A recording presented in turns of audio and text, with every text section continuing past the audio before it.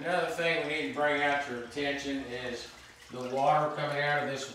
This keeps the knives from getting too hot. That is very important. You don't disturb the temper in the chipper knives. And this water will be right here running along this as we're grinding.